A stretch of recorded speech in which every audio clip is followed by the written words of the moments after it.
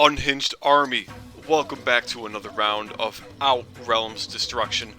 This time against one of my viewers, goes by the handle of Genmars. So, Genmars wanted to attack my defense. He had the balls to ask for my code. This coming up here is his video. And also, I contacted him and got his code, so I am going to attack his Outrealms defense immediately after this, later in the video. So, first thing we're going to see, his team. This is his attacking team.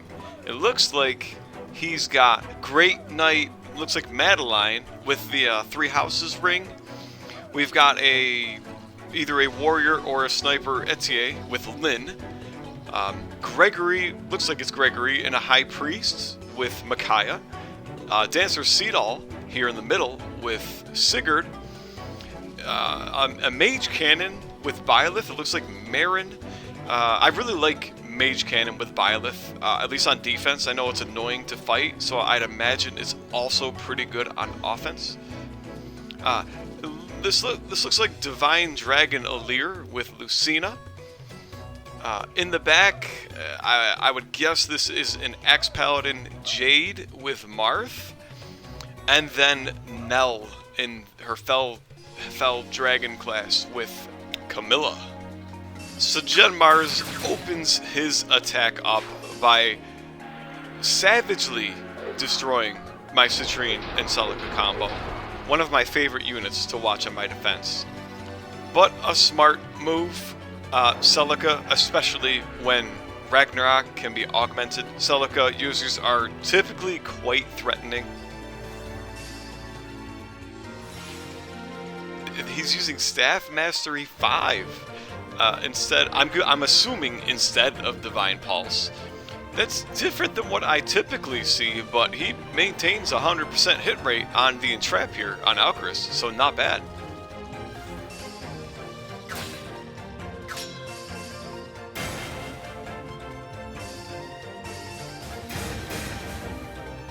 Yep, and following up the Entrap comes the Amir Raging Storm, and then an engage attack to the face for poor Alcaris. Alcaris is always very short-lived in most Outrealms games.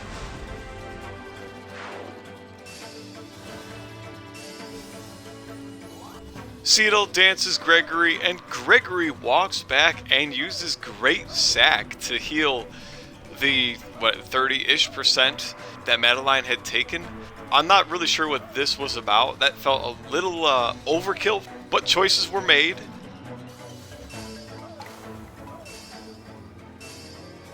We got a stance on 2 units. Might be slightly undervaluing Byleth, but I generally agree with early goddess stances on offense to set yourself up for either like another quick kill or just to get your units in better positions, and it's pretty clear that Genmars is doing this here, so I commend this.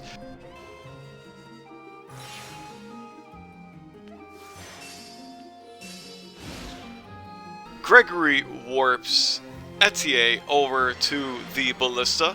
A whole bunch of waiting, mostly, going on after that. Alir did engage and pop a bonded shield.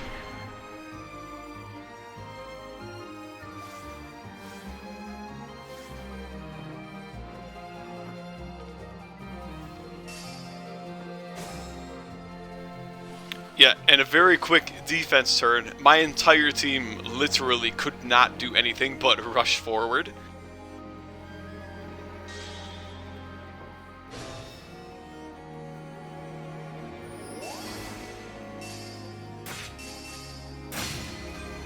So start of player turn, Gregory gets healed by the Camilla Dragonbane. Madeline rushes in to Tomahawk and break Alfred. Alfred procs Golden Lotus for half damage.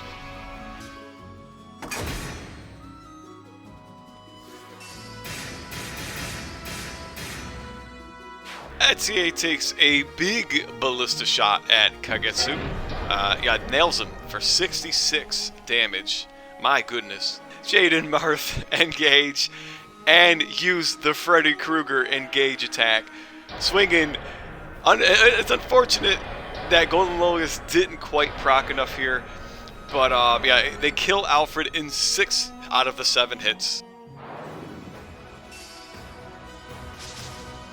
And the Cannoneer Marin misses Kagetsu on the 19% plus. I assume Divine Pulse Plus is in the mix here. So kind of a shame that Divine Pulse didn't proc. Could not break Holdout in this case.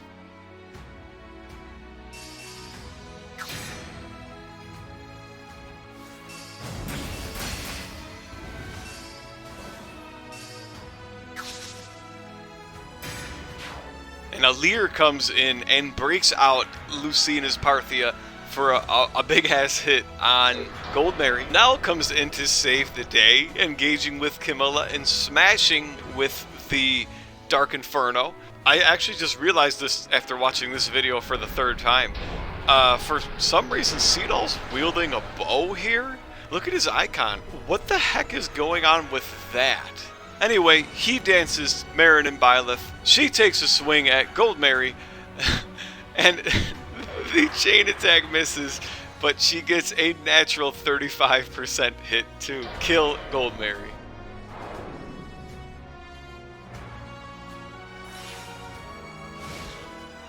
And I just realized this now too. She has Canter. She canters backwards, and Gregory goes back and warps her into this this fort in the back right side of the map. Actually, this seems like a big brain play here.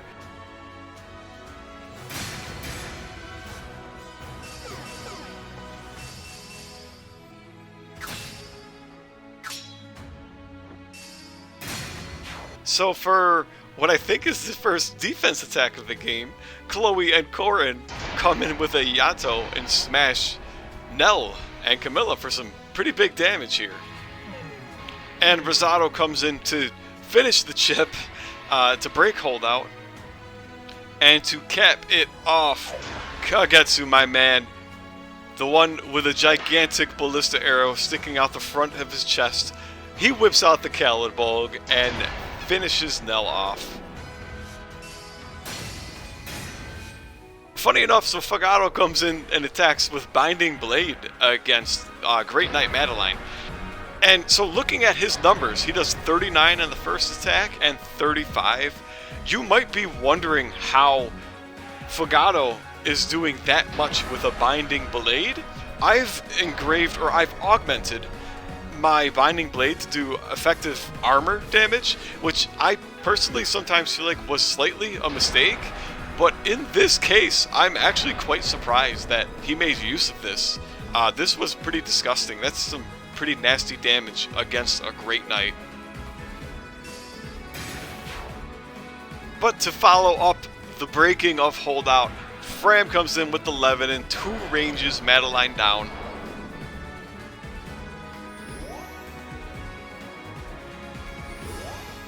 So this is some slightly new tech I've been trying with my defense team. Not all of them have physics staves because they get very heal happy. Like if there's a unit that doesn't really need to be healed, they'll go around and spam healing.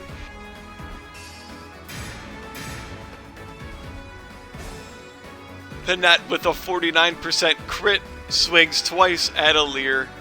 It does not crit and does not break what I assume is Holdout at this point. But Alir is alive with 2 HP, so if Holdout +++ is on Alir, it is still intact. But I just realized he was in fire.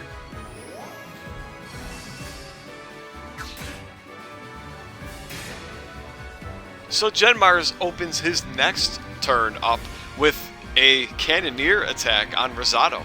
I feel like this was pretty smart. I assume this was because he saw that my Rosado has Wind God, so it's very easy to just deal like a tiny bit of chip damage to break Wind God.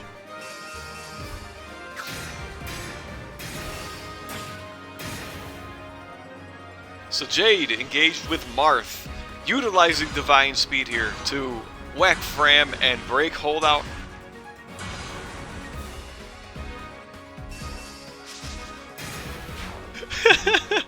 But my opponent was in for a, is it a rude awakening? when Alir with his 1 HP decides to risk the miracle, and miracle procs, and instead he gets the no you, and Fram kills the attacking Alir. So Gregory heals Jade. However, had my opponent done this heal immediately after Jade's attack and before Alir attacked, if Alir had holdout, Alir would have survived Fram's counterattack. And especially because Greg is engaged with Micaiah here, this could have been an easy AoE heal on 2 of his units, and it would have healed Gregory even more as well. So Genmars, if you're watching, I get the feeling this was a slight miscalculation, or like a slight misorder of operations.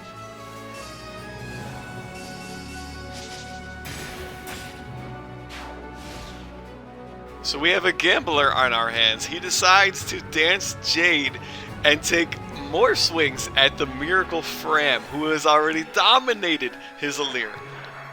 But he does get the kill. Unfortunately, the second Miracle proc didn't quite come through. But Fram did some pretty decent work there, I'd say, thanks to Miracle especially.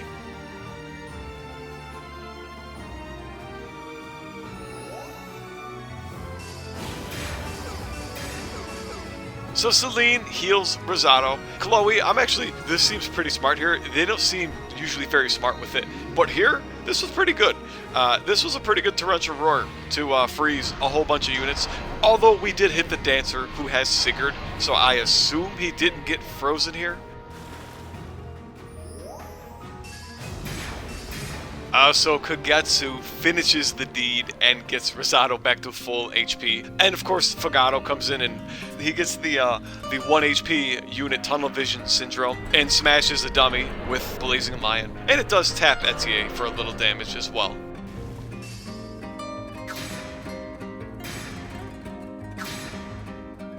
So Rosado grows up hair and goes in with his longbow and attacks Marin from 4 spaces. So I find it hilarious that he's actually utilizing his newly replenished Wind God. And I also didn't realize that Mage Cannoneers can retaliate with their cannons when they're defending. So this was an interesting interaction altogether. Penna goes in to attack the Dancer. I just realized the Dancer is equipped with Scroll Cake, which was interesting. I would assume it's to reduce crit damage or crit chance. So, I mean, not a terrible idea.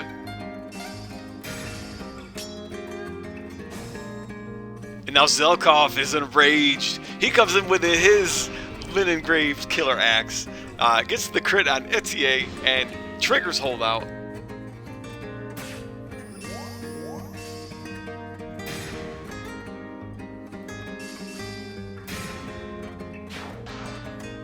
So my opponent's attack phase, yeah, he's done with Rosado. That was targeted discrimination right there.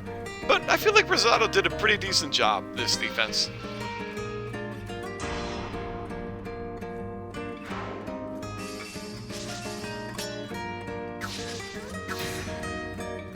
I must have missed this on the Astrostorm proc, but Etier does have Lunar Brace. So yeah, Brave Bow Lunar Brace is pretty nasty.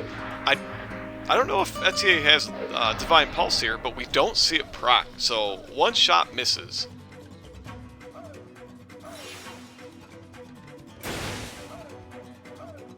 And Greg warps the Dancer and one of the dummies over to the fort in the bottom right, and then the Dancer immediately punches out one of the snowmen. So it looks like my opponent is planning to camp in there with the Mage Cannoneer and keep dancing and shooting, which seems like a pretty good plan.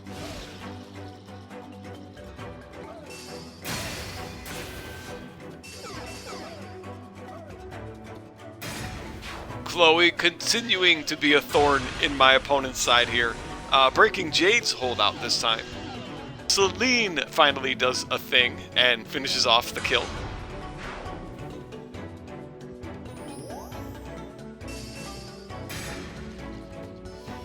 It's Penna's time to shine, finally. She's usually one of my better defense units, I swear. But yeah, she crits Greg in the face. No holdout, so he dies in one freaking hit.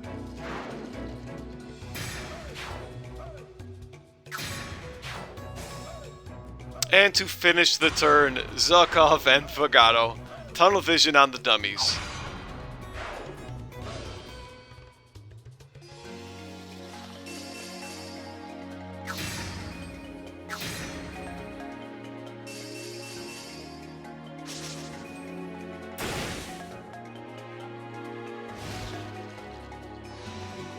So we have an assassination attempt on my Pinets from Etier and Marin. Unfortunately, a Mage Cannoneer cannot beat the ultimate power of Miracle.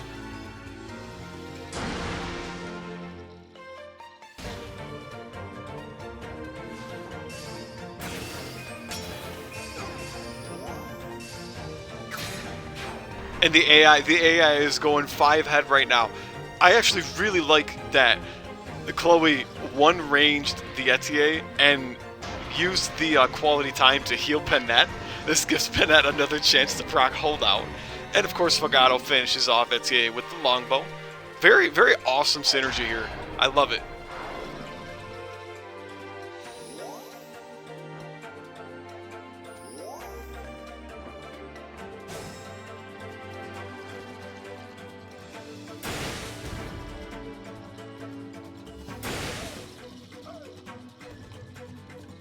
So at this point, I believe it's Marin Cannoneer and the Dancer versus the world. And my opponent is very focused on making some room for that Mage Cannoneer to walk through, because she is in Fogado's longbow range right now.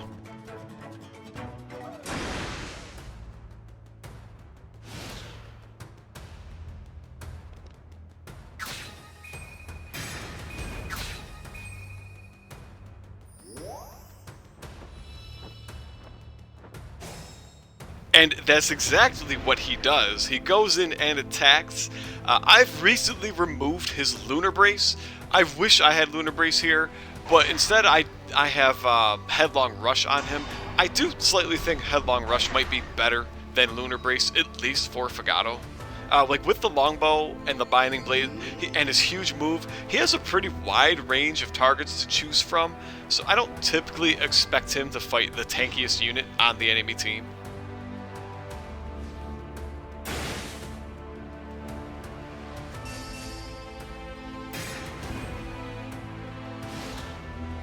So now my opponent has freed his Mage Cannoneer, and he takes a Lunar Brace Divine Pulse shot at Celine.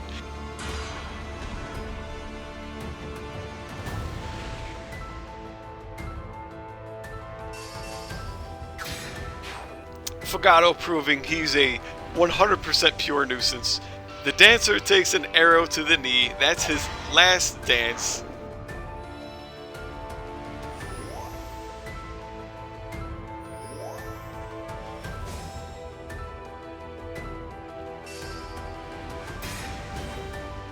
Marin takes a shot at Celine once again. It's not looking good though. There are way too many physic users on my defense. I'm going to let some turns play and you'll see what happens.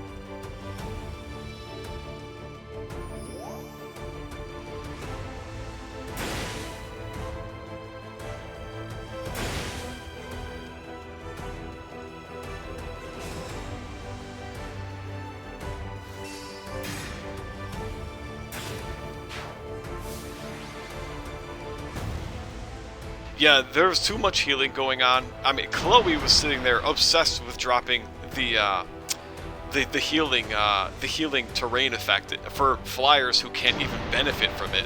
But yeah, my units were just very busy healing each other and poking through the snowmen. It was only a matter of time until that game ended. And Fogado MVP, this guy is an absolute monster with Roy. I feel like he's pretty consistently one of my higher performers on defense. But bravo to Fogado, bravo to my opponent, Genmars. I appreciate you attacking my team. So I will quickly review Genmars' defense and then just play the entire battle without commentating throughout the battle. But the first thing I noticed was that there are very few units that have Divine Pulse on this team. So I pretty much knew immediately that most of my Griffins, like when they have 150, 160 avoid, I wasn't going to have a whole lot of issues dodging most of his defense team's attacks. I would just have to mostly watch out for engage attacks. But then number two, so Veil Soren is in the fort. That's why that fort exists, I think. And this is a pretty decent idea on paper. However, she's a little too easily entrappable where she is, like in the middle row, and with no units like in front of her or like outside of that fort just in front of her to deter entrap. So what you're going to see even from my own attack team here is I'm going to entrap that Veil Soren, no problem. There's almost nothing that deters me from doing that. It's just a free kill. You just pop and trap and then she dies. Genmars, I would highly suggest that you put your Swordmaster, your Lapis, your Anna, and your Anna Wolf Knight, and your Kagetsu, and maybe even your Rafal. Like shove them or slide them all over, slash like towards the front, like towards my side of this video, like towards the middle. If you want to keep Veil where she is, I wouldn't really suggest putting Veil in the middle row. But if you're gonna do like this weird like turret setup that you have, where like it's just her sitting there and there's a bunch of obstacles, which kind of made it hard to approach her, that's fine. But you need more things towards the front and like in front of her and near her to deter players from just grabbing her with a trap and killing her with like very little threat otherwise. I'm not going to terror power your entire defense. It's pretty cool, and if you like the theme and the whole, Veil turret thing, that's cool. At this point, I'm going to move ahead and play my attacking video, so please enjoy this, and I will add a few comments at the end of the battle.